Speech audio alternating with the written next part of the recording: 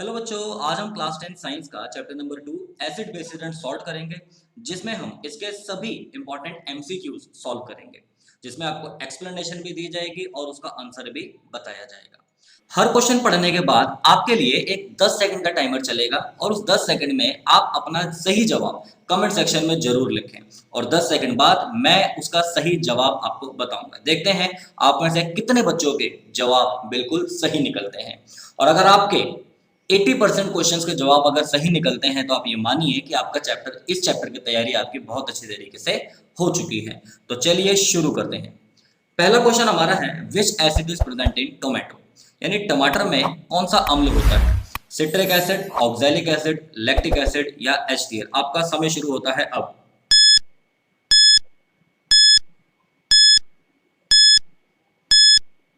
जल्दी से आप कमेंट करके जवाब देंगे सभी बच्चे इसका क्या आंसर होगा। चलिए देखते हैं किस किस बच्चे ने इसका सही जवाब दिया है। तो चलिए मैं आपको बता देता हूँ इसका सही जवाब क्या होगा।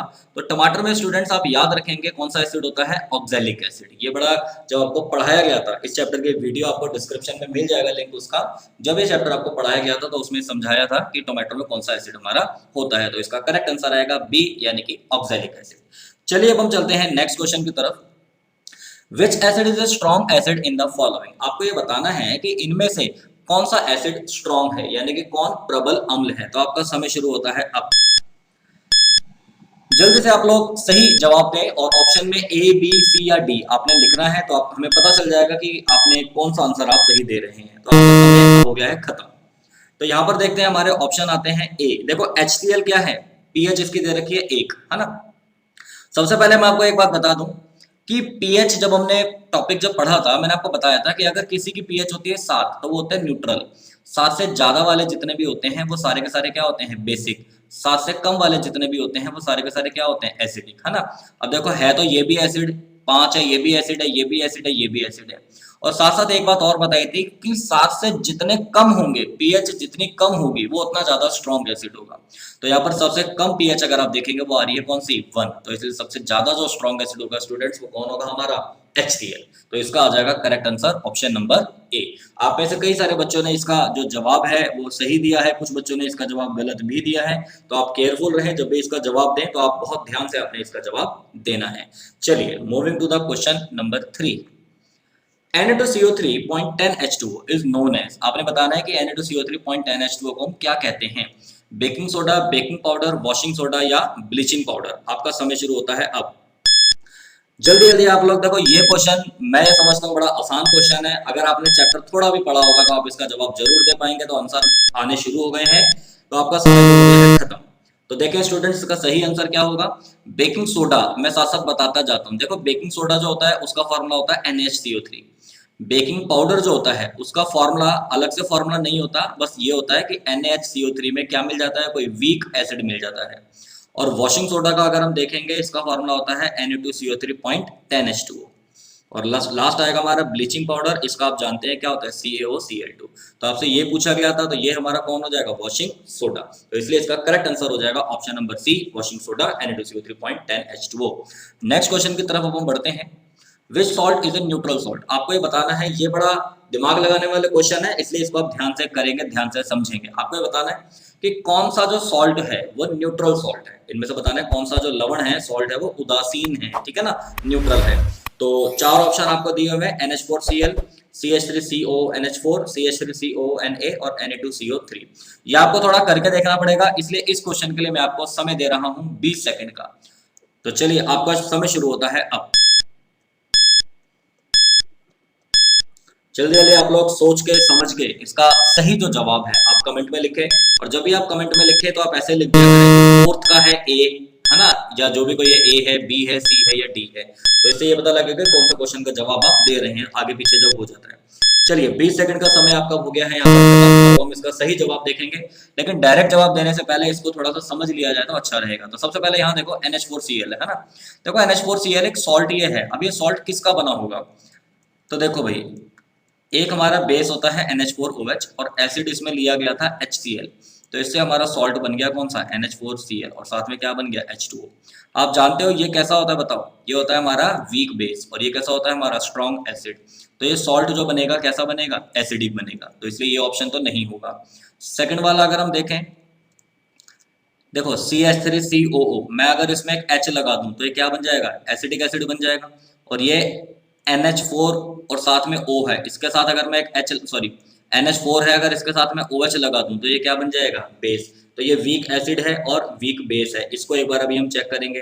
पहले हम तीसरा वाला और चेक कर रहे हैं। तीसरे वाले में आप देखोगे क्या है, ये CH3COOH और साथ में क्या बना हुआ है, Na के साथ क्या लगा दो, OH लगा दो। ये हो गया हमारा स्ट्रॉन्ग बेस और ये हो गया हमारा वीक एसिड। तो ये तो बेसिक हो जाएगा, ये भी नहीं होगा। और चौथा अगर हम देखेंगे Na2CO3, देखो Na2CO3 क्या होगा, बेस होगा इसमें NaOH और एसिड होगा इसमें कौन सा हमारा, वीक एसिड एक होता है H2CO3। तो ये होता है हमारा स्टूडेंट्स वीक एसिड और ये होता है स्ट्रॉन्ग बेस। तो ये भी क्या होगा हमारा, बेसिक सॉल्ट होगा, तो ये भी नहीं होगा। अब ये देखो वीक एसिड है और ये क्या है, वीक बेस है। दोनों मिलकर एक दूसरे, जैसे स्ट्रॉन्ग एसिड स्ट्रॉन्ग बेस मिलकर एक दूसरे को कैंसिल आउट कर देते थे, ऐसे ये भी कर देंगे। तो इसलिए ये वाला सॉल्ट कैसा होगा हमारा, न्यूट्रल होगा। इसको हम बोलते हैं अमोनियम एसीटेट। ठीक है, आपको कैसे पता चलेगा, मैं आसान ट्रिक बताता हूँ, आसान तरीका बताता हूँ। आपने क्या करना है, जो भी कोई सॉल्ट दिया होगा, जैसे देखो NH4Cl दिया होता, आपने उसकी रिएक्शन करवा देनी है अपने आप H2O से। अपने आप से किससे करवा देंगे, H2O से। ठीक है, तो अब इसमें से H2O जब टूटता है, आपको पता है एक आता है H और एक आता है OH। तो देखो H आप किसी एक के साथ ले जाओ, जिससे जिससे अब मैं H अगर इसके साथ ले जाऊंगा तो NH5 तो कुछ नहीं होता, तो जरूर इसके साथ जाएगा, तो इसलिए क्या बन जाएगा वो HCl। अब बचा OH, वो OH इसके साथ ले जाएंगे तो क्या बचेगा हमारा NH4OH। और ये आपको याद होना चाहिए कौन वीक एसिड है और कौन स्ट्रॉन्ग एसिड है, या कौन वीक बेस है या कौन स्ट्रॉन्ग है। ठीक है, चलिए इसका जवाब आप में से हो सकता है शायद कुछ बच्चों ने दिया हो और सही दिया हो। चलिए अब हम आगे चलते हैं। उससे पहले स्टूडेंट्स मैं आपको बता दूं, अगर आपने वीडियो को देखो लाइक नहीं करा है तो प्लीज आप लोग जल्दी से फटाफट से आप एक लाइक करेंगे। जितने ज्यादा आप लाइक करेंगे उतना ज्यादा मेरा मोटिवेशन बढ़ेगा और इसी तरह की और वीडियोस मैं आप लोगों के लिए लाता रहूंगा। और अब तक आपको ये वीडियो कैसी लगी आप कमेंट करके जरूर बताएं, और जो बच्चे चैनल पर पहली बार आए हैं वो प्लीज इसे सब्सक्राइब जरूर कर दें।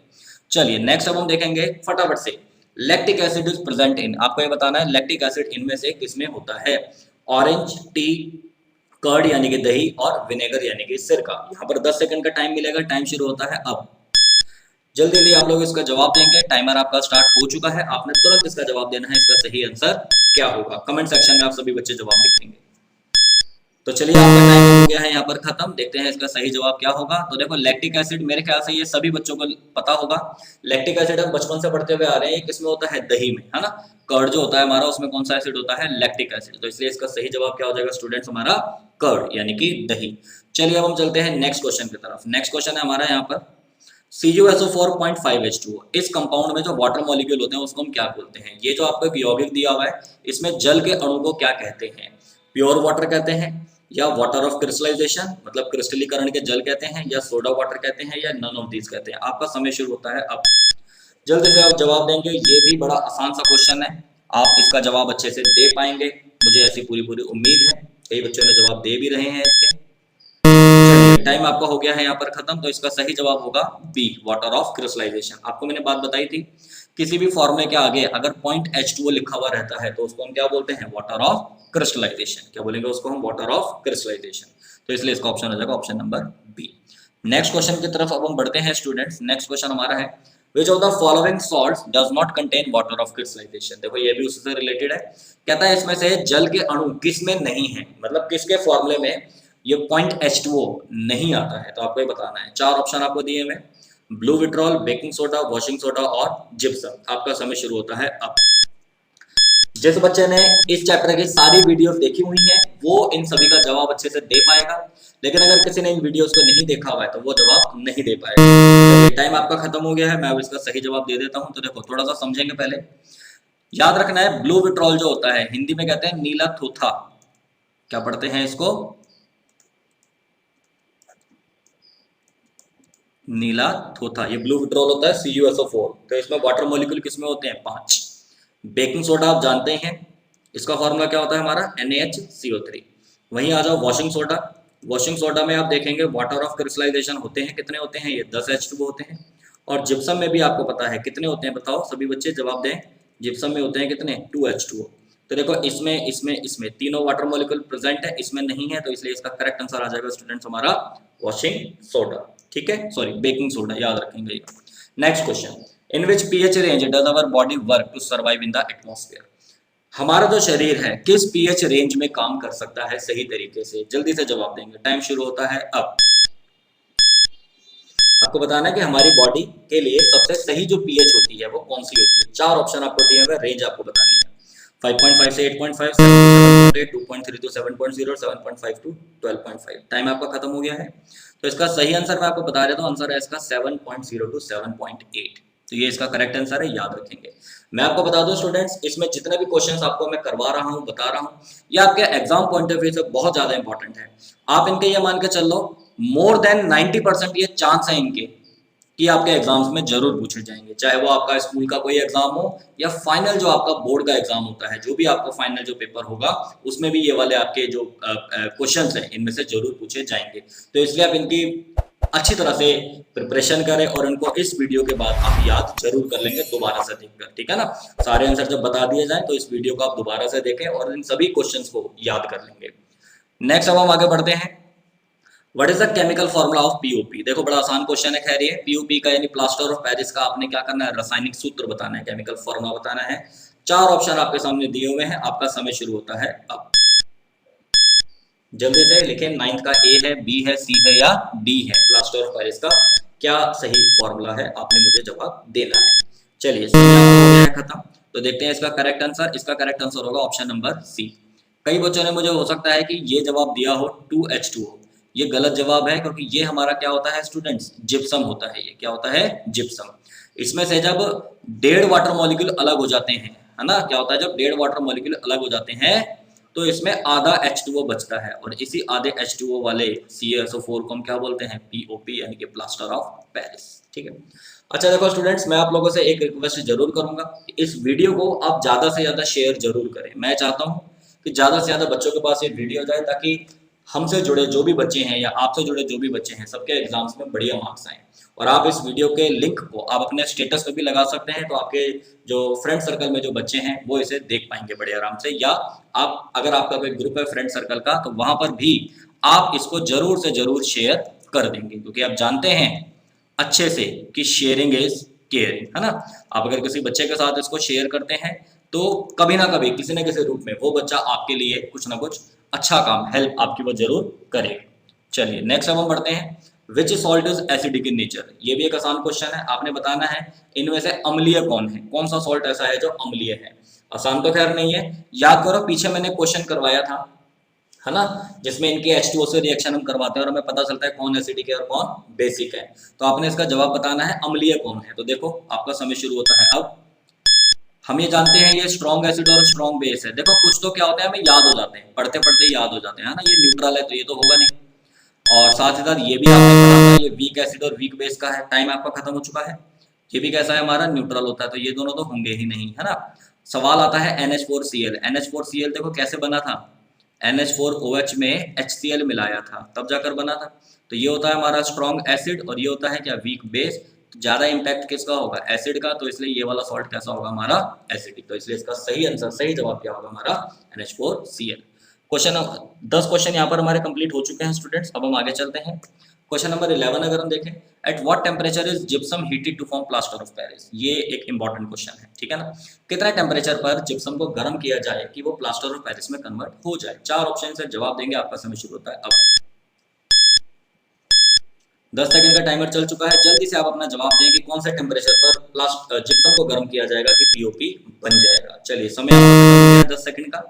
तो यहाँ हम देखेंगे इसका करेक्ट जो आंसर है 100 डिग्री सेल्सियस। आपको मैंने बताया था कि 373 केल्विन कह दो या 100 डिग्री सेल्सियस कह दो, एक ही बात है। और उस पर जब हम क्या करते हैं जिप्सम को, जिप्सम होता है देखो हमारा ये CaSO4.2H2O, इसको अगर हम हीट करते हैं 373 केल्विन टेम्परेचर पर तो इसमें से 1.5 वाटर मॉलिक्यूल अलग हो जाते हैं और साथ में क्या बचता है हमारा, आधा H2O, और इसी को हम क्या बोल देते हैं स्टूडेंट्स, प्लास्टर ऑफ पेरिस यानी कि POP कह देते हैं।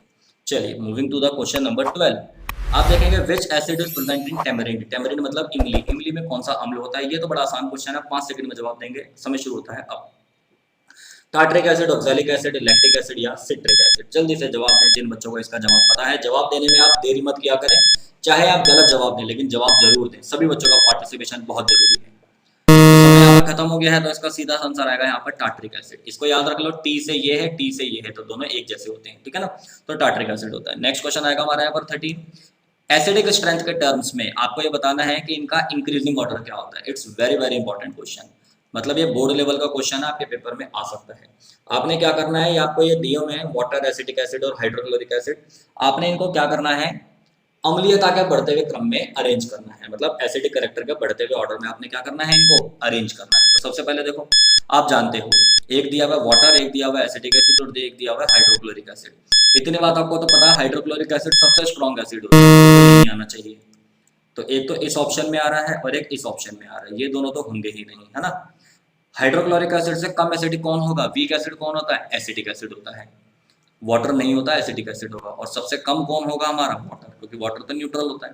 तो स्टूडेंट्स, इसलिए इसका आंसर क्या हो जाएगा हमारा, ऑप्शन नंबर ए। तो जिन बच्चों ने देखो ऑप्शन नंबर ए जवाब दिया है और तुरंत आपने अगर इसका आंसर किया है तो समझ लो कि आपको ये कॉन्सेप्ट बहुत बढ़िया तरीके से समझ में आ गया है। चलिए अब हम चलते हैं नेक्स्ट क्वेश्चन की तरफ। What is formed when zinc reacts with sodium hydroxide? ये भी एक अच्छा क्वेश्चन है। ये कहता है कि अगर हम जिंक के सोडियम हाइड्रोक्साइड के साथ अभिक्रिया करवाते हैं तो क्या बनता है। आपका समय शुरू होता है अब। तो यहाँ पर हमने एक रिएक्शन लिखनी है, जिंक की किसके साथ, NaOH के साथ। तो हमने जब मेटल्स की बेस के साथ रिएक्शन करी थी तो हमने ये पढ़ा था।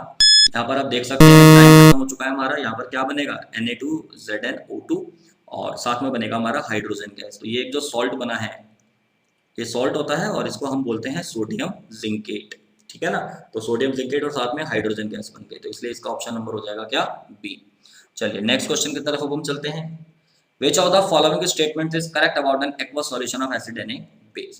आपको बताना है कि अगर हम अम्ल का या क्षार का, अगर हम क्या करते हैं, कोई विलयन लेते हैं, कोई सॉल्यूशन अगर हम लेते हैं तो उसके बारे में कौन सा जो कथन है वो सही है, कौन सा स्टेटमेंट करेक्ट है।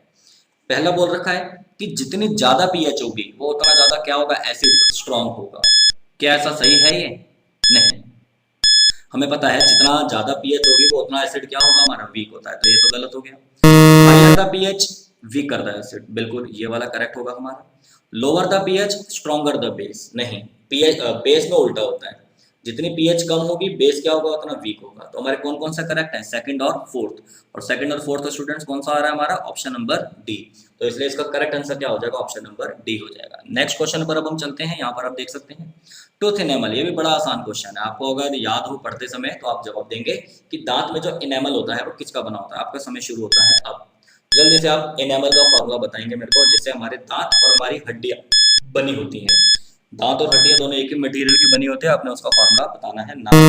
चलिए मैं बताता हूँ, टाइम खत्म। तो आंसर है इसका कैल्शियम फॉस्फेट, ठीक है भाई। बचपन से आप पढ़ते हुए आ रहे हो कि हमारे दांत कैल्शियम के बने हुए होते हैं, हड्डियां कैल्शियम की बनी होती हैं। तो एक्चुअली में कैल्शियम ये वाला नहीं होता, वो कौन सा होता है, कैल्शियम फॉस्फेट होता है, ठीक है। चलिए नेक्स्ट क्वेश्चन की तरफ हम चलते हैं।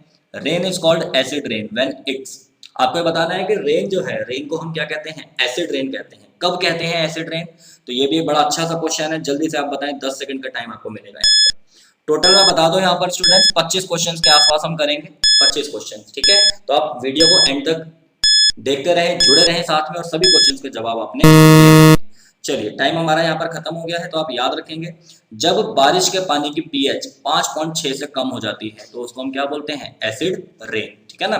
बारिश का पानी आपने लिया और उसकी पीएच चेक करिए, अगर वो 5.6 से कम है तो उसको हम क्या बोलते हैं, एसिड रेन। अच्छा, एक जानकारी मैं आपको यहाँ पर दे दूं एसिड रेन के बारे में। आपने सुना होगा, देखा होगा, जब भी कभी सीजन की पहली बारिश होती है तो मना किया जाता है कि सीजन की पहली बारिश में नहीं निकलना चाहिए या नहाना नहीं चाहिए। रीजन उसका ये है क्योंकि भाई देखो बहुत समय से बारिश नहीं हुई है, बारिश नहीं हुई है तो बहुत सारे केमिकल, बहुत सारी हानिकारक गैसें वातावरण में, एटमॉस्फेयर में ऐसी घूम रही होती हैं, ठीक है ना। तो जैसे बारिश नीचे गिरेगी तो वो गैसें उन एसिडिक उस पानी के साथ रिएक्ट करके क्या बना लेती हैं, एसिड। तो अपने आप ही वो क्या बन जाती है, एसिड रेन बन जाती है। पहली बारिश इसलिए क्या करनी चाहिए, इग्नोर करनी चाहिए, नहीं निकलना चाहिए, ठीक है। चलिए नेक्स्ट क्वेश्चन है हमारा, when copper oxide and dilute hydrochloric acid react colour changes to.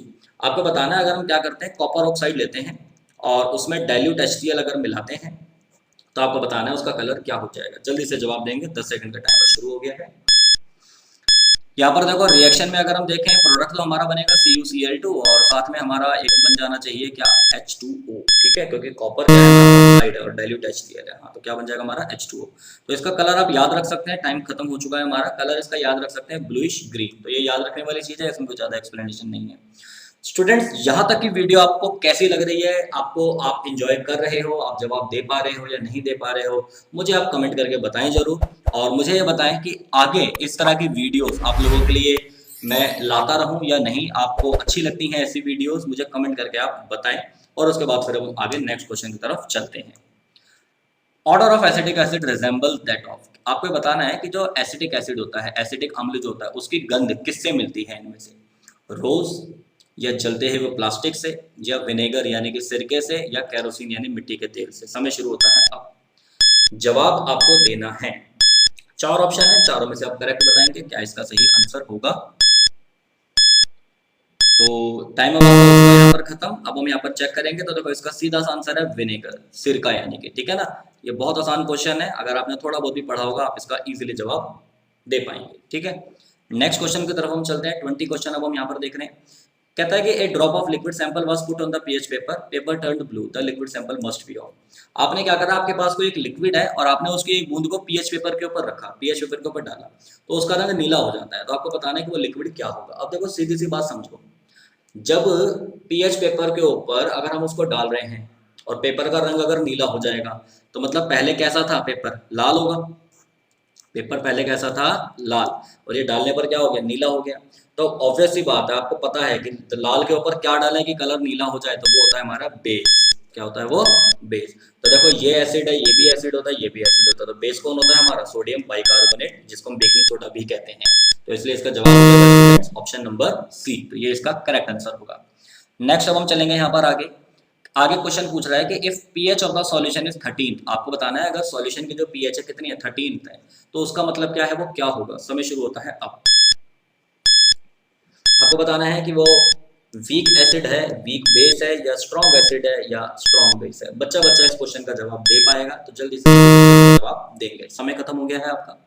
आपको बताना था इसमें कि 13th पीएच होने पर क्या होगा। देखो 13th पीएच है तो 14th के बिल्कुल पास है, तो यानी क्या होगा हमारा, स्ट्रॉन्गली बेसिक। तो इसलिए इसका हो जाएगा ऑप्शन नंबर डी। नेक्स्ट आएगा हमारा 22 क्वेश्चन। 22 क्वेश्चन क्या है, एक सॉल्यूशन जो है रेड लिटमस को ब्लू में कन्वर्ट कर देता है। अभी देखो पिछला क्वेश्चन भी कुछ ऐसा ही था ना, तो अगर ये रेड को ब्लू में कन्वर्ट कर देगा तो आपको बताना है पीएच कितनी होगी। देखो भाई, रेड को अगर ब्लू में कन्वर्ट कर रहा है तो आप जानते हो ये क्या होगा हमारा, बेस। और अगर ये बेस होगा तो पीएच होगी 7 से ज्यादा, तो ये नहीं होगा, ये नहीं होगा, ये 7 से ज्यादा कौन सी हमारी, D. Option number D is the correct answer.